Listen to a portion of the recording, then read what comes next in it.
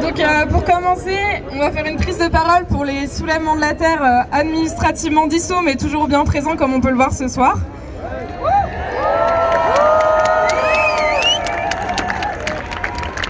Mais on va bien entendu commencer aussi par montrer tout notre soutien aux luttes contre les violences policières qui ont lieu actuellement, notamment à Nanterre et dans la France entière.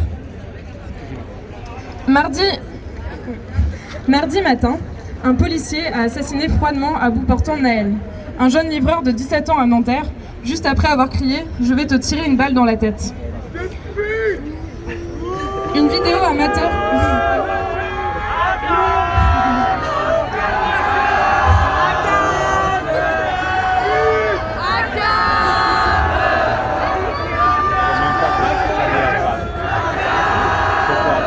Une vidéo amateur filmée par smartphone a tourné en boucle, battant en brèche la version policière qui a cherché à se couvrir en arguant de la légitime défense, comme pour chaque crime policier depuis des décennies. La mère de Naël invite à une marche blanche de la révolte, demain à 14h à la préfecture des Hauts-de-Seine.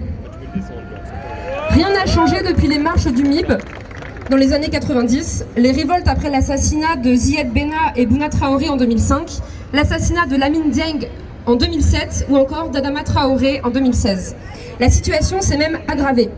La fréquence de ces exécutions s'est accélérée depuis 2017 avec l'article L435 qui a élargi le cadre juridique de la légitime défense, s'apparentant à un permis de tuer sans rendre de compte. Le nombre de personnes tuées par la police ne cesse de grimper. On dénombre au moins 30 décès en 2019, 46 en 2020 et 53 en 2021. Rien qu'en 2022, 13 personnes ont été tuées pour un refus d'obtempérer. Ce nouveau crime policier flagrant n'est pas une bavure ou une dérive. Il est symptomatique d'un ordre étatique raciste fondé sur la violence contre les personnes racisées et tous les corps jugés non conformes.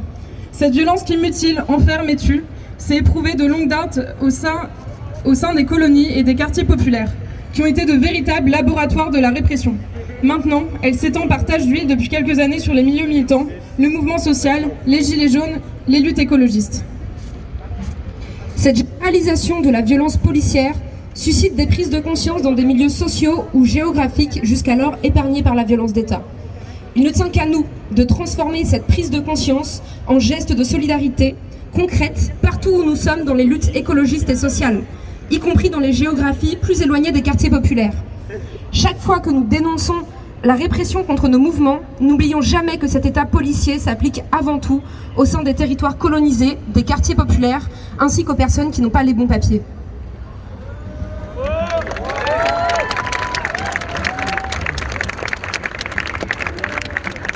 Concernant les soulèvements de la terre, le 25 mars dernier, ce sont plus de 5000 grenades tirées en moins de 2 heures sur les manifestantes et manifestants, faisant plus de 200 blessés, de nombreuses et nombreux mutilés, et ayant mis 2 personnes entre la vie et la mort.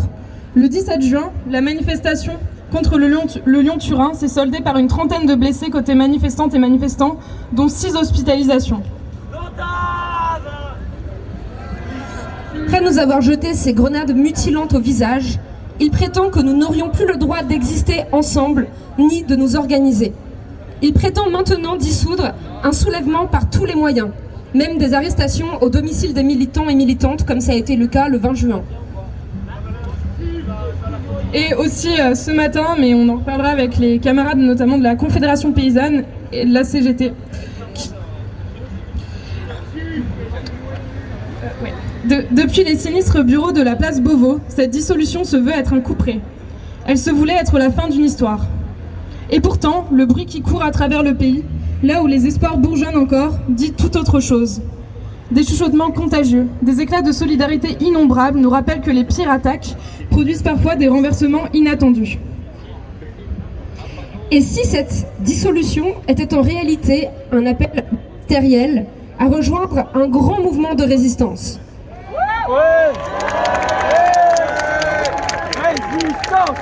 Un réseau déjà près de 150 000 membres déclarés, de 180 comités locaux.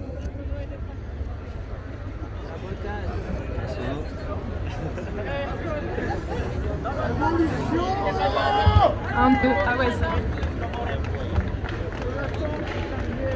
Un réseau déjà fort de près de 1000 membres déclarés, de 180 comités locaux, fort d'autant de personnes engagées dans la vie publique, dans des collectifs et syndicats. Un mouvement prétendument interdit, mais collectivement inarrêtable, visé par le pouvoir, mais ancré dans les territoires, présent dans les lieux de travail et d'études, les granges et arrière-salles, jusqu'au sein même des administrations. Le gouvernement prétendait nous faire disparaître. En réalité, nous serons chaque jour de plus en plus visibles. D'ores et déjà, plus d'1 millier de personnes ont affirmé vouloir attaquer ce décret. Toute personne voulant se joindre à cette action en justice historique peut remplir ce formulaire. Face à la persistance de cette menace, nous vous proposons un grand jeu. Un jeu on ne peut plus sérieux, un jeu qui constitue un réseau de résistance. Nous allons ensemble, dans les jours et semaines qui viennent, continuer à faire apparaître les soulèvements de la Terre de 1000 manières dans l'espace public. Devant les bistrots et les centres sociaux, à la pause café, par des réunions ouvertes, des antennes internationales, des inscriptions sur les murs, des fanions et des fêtes, des désarmements et des pieds de nez.